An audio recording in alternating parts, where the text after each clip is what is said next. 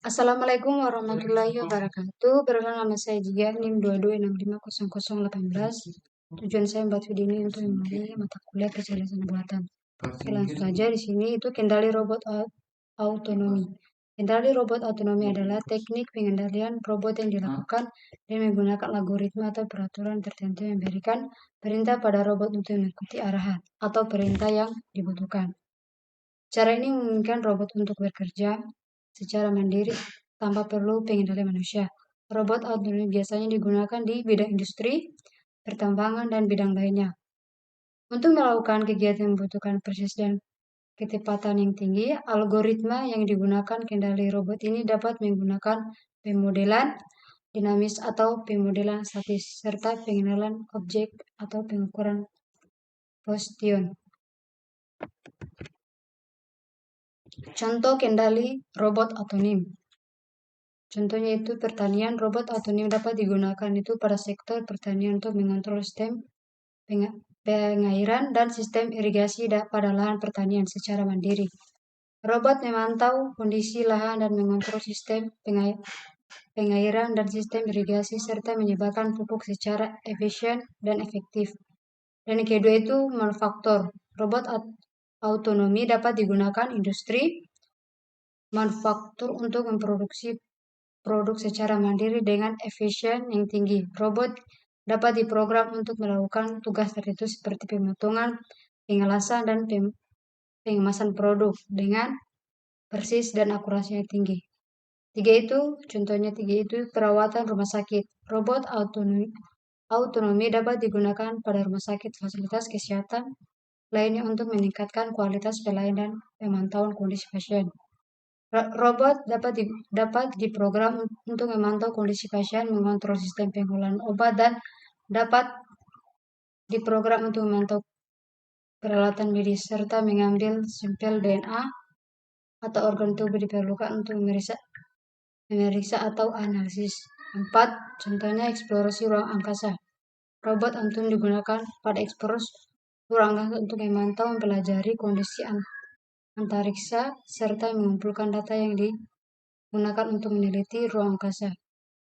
Robot dapat diprogram untuk mempelajari kon. Next, sistem rekomendasi. Sistem rekomendasi adalah sistem yang dirancang untuk memberikan rekomendasi kepada pengguna atau konsumen berdasarkan data yang ada pada sistem. Rekomendasi yang diberikan dapat berupa produk, layanan, atau informasi berkaitan dengan minat kebutuhan pengguna sistem.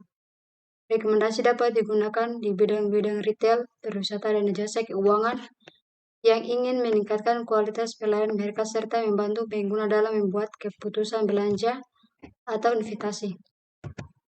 Contoh sistem rekomendasi. Itu pertama itu sistem rekomendasi Amazon itu menggunakan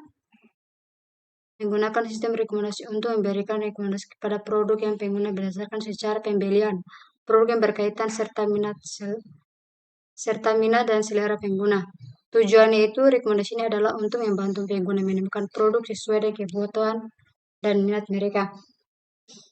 Oke, yang kedua sistem rekomendasi Netflix itu menggunakan sistem rekomendasi untuk memberikan rekomendasi film, serial, atau acara TV kepada pengguna berdasarkan tontonan dan tipe konten yang mereka sukai. Tujuan Netflix ini adalah